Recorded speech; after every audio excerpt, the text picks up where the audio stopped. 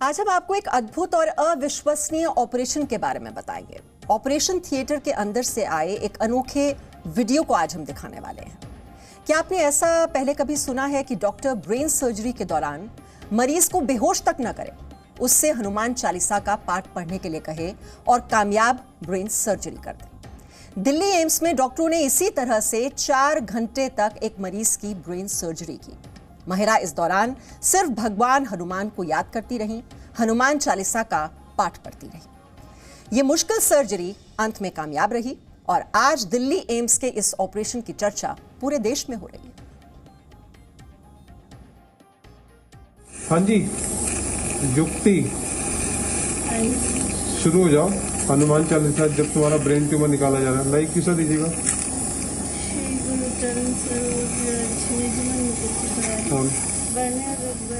Delhi AIIMS के operation theatre से आए इस अनोखे वीडियो को ध्यान से देखिए। डॉक्टर और मरीज के बीच हो रहे संवाद को गौर से सुनिए।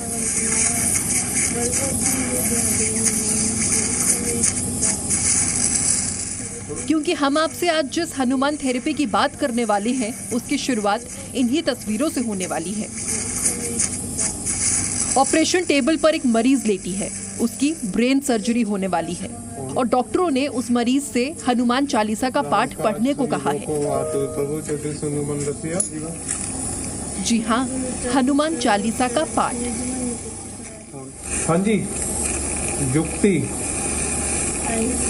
शुरू हो जाओ। हनुमान चालीसा जब तुम्हारा ब्रेन ट्यूमर निकाला जा रहा है।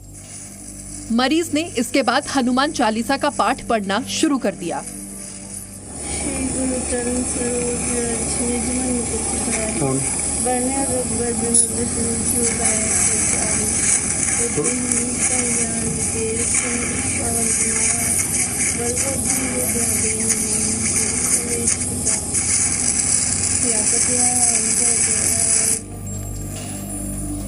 शुरुआत दोहे से की, इसके बाद हनुमान चालीसा के मंत्र भी पढ़े।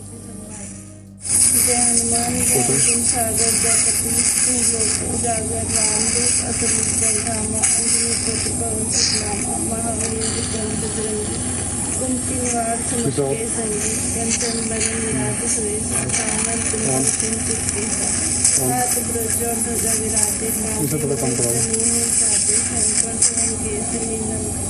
तेज प्रताप महाजग वंदन विद्यावान गुणयति जातु।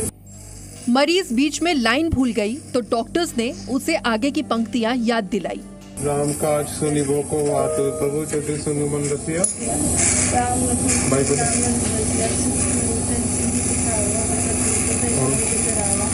भीम रूप धरि सुधारे रामचंद्र के काज सवारे।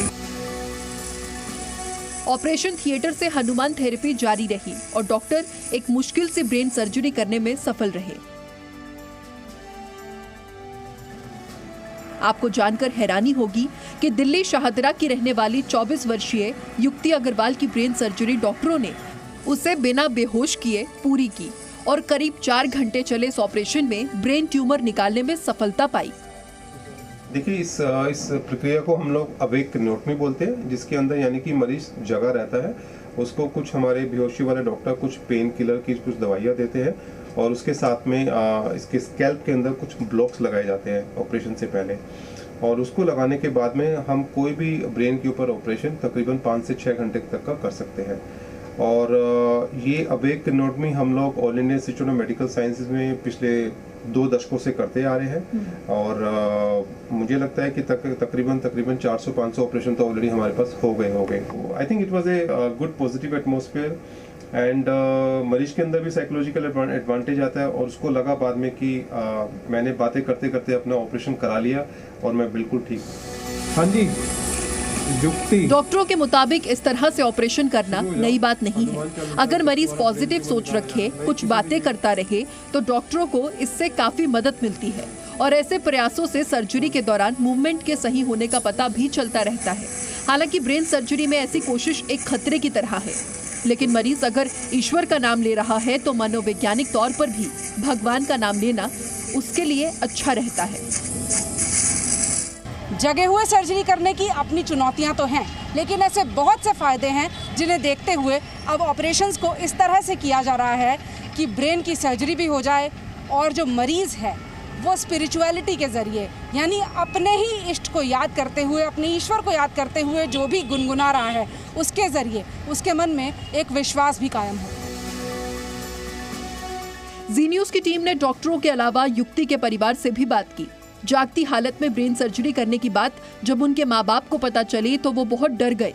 हालांकि बाद में उन्हें इस बात की तसल्ली थी कि घर में हनुमान चालीसा के पाठ वाला संस्कार उनकी बेटी के ऑपरेशन में भी काम आया। हाँ, पहले बहुत डर था। अब ठीक है। कल भी जब डॉक्टर साहब से मिले थे, दीपक गुप्ता जी से, उन्होंने हमारा हौसला बढ़ाया और उन्होंने जब बताया सर्जरी इस तरीके से होगी कि ओपन, और बच्चे को भी समझाया कि बिल्कुल आपने मेरे साथ बातचीत करनी है आपने, और हमें इसके जीजू से बात करी तो ठीक लगा, बताया कि नई टेक्नोलॉजी है। उसको हनुमान चालीसा पूरा याद है, सुंदरकांड पूरा याद है उसको, और वो रामायण भी पढ़ती है। मतलब जब भी और आपको उम्मीद थी कि इतना मुश्किल ऑपरेशन चल रहा होगा उस वक्त वो पढ़ लेगी? नहीं, मतलब ये तो था कि मतलब ये तो था कि मतलब जो उसका ब्रेन जिस हिसाब से काम करता है, वो जो भी चीज़ एक बार पढ़ती है या कुछ भी है, मतलब गॉड गिफ्ट समझो या कुछ भी है, कि उसको काफ़ी हद तक मतलब वो चीज़ें याद रहती हैं। दिल्ली एम्स में ये सर्जरी गुरुवार को हुई। टीचर बनने का सपना देखने वाली युक्ति अग्रवाल अब वार्ड में शिफ्ट हो चुकी है और इस अनोखे ऑपरेशन की चर्चा पूरे देश में हो रही है। ब्रेन की सर्जरी को जागते हुए किया तो जा सकता है, लेकिन ऐसा तभी संभव है जब मरीज और डॉक्टर के बीच में विश्वास का और कंफर्ट का एक रिश्ता कायम हो जाए। जैसा कि इस सर्जरी में जब इस लड़की ने हनुमान चालीसा का उच्चारण किया तो उसके साथ हुआ, उसका डर काफी हद तक कम हो गया। पूजा मक्कड़, जी मीडिया, दिल्ली। और बड़े बुजुर्ग भी कहते हैं कि भगवान का नाम तो हर पल लेना चाहिए, और जब व्यक्ति संकट के दौर से गुजर रहा हो तो ऐसे में ईश्वर का नाम लेने से ही बहुत सी परेशानियां, बहुत से संकट दूर हो जाते हैं। ये पूरी तरह से आस्था का विषय है, लेकिन मेडिकल साइंस में ऐसी कोशिशों को थेरेपी के नाम से जाना जाता है। इसे आप संगीत थेरेपी से जोड़कर भी देख सकते हैं। संगीत जो हमें तनाव से दूर रखता है, संगीत जिसकी धुन हमारी हिम्मत को बढ़ाने का काम करती है। एक अध्ययन के मुताबिक शास्त्रीय संगीत सुनने से हृदय गति सामान्य रहती है। डॉक्टर भी मानते हैं कि जिन लोगों का ब्लड प्रेशर हाई रहता है उनके लिए संगीत एक दवाई की तरह है।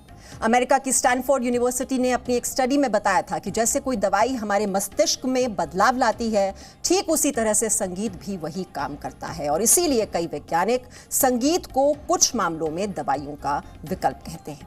इसकी एक झलक मई के महीने में ऑस्ट्रेलिया में भी देखने को मिली, जब यहाँ के एक अस्पताल में लोगों के इलाज के लिए म्यूजिक को एक थेरेपी की तरह इस्तेमाल में लाया गया, और यहाँ के कई मरीजों ने भी माना कि संगीत सुनने से उनको मानसिक तौर पर बहुत फायदा हुआ।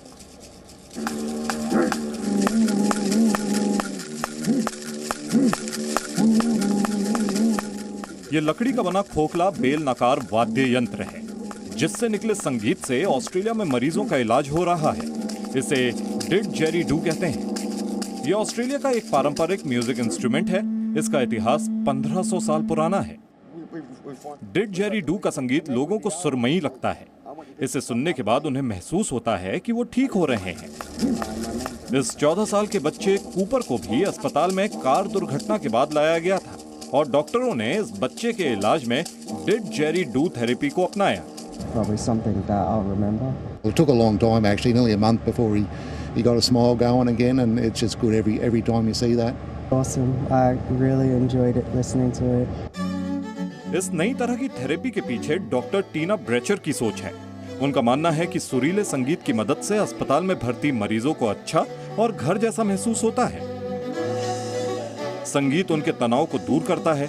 संगीत की मदद से मरीज के अंदर पनप रही नकारात्मक सोच दूर होती है और सकारात्मक ऊर्जा का संचार होता है। The calm and the gentle playing of the didgeridoo when we were walking past really sick people and very anxious families was soothing for those families. The sound of the machines and the people in the hospital make us feel a little bit on edge, can create stress and actually slow down the recovery process. Australia का पारंपरिक वाद्य यंत्र डिडजेरिडू का संगीत सभी को पसंद आए ये भी जरूरी नहीं है। कुछ लोग क्लासिकल म्यूजिक सुनकर जल्दी स्वस्थ होते देखे गए हैं, जबकि कुछ लोग पॉप या रैप सुनकर अच्छा महसूस करते हैं।